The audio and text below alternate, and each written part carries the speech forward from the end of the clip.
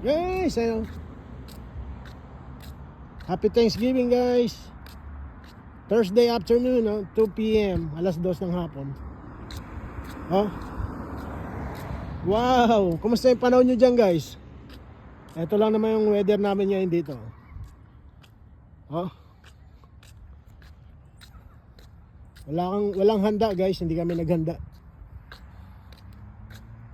Kasi walang panghanda. Mahal ang mga bilihin guys.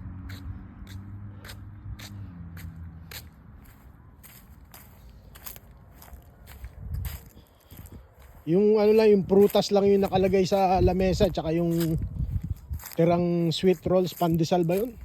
Yun lang makikita nyo. Walang meat, walang turkey, walang ham.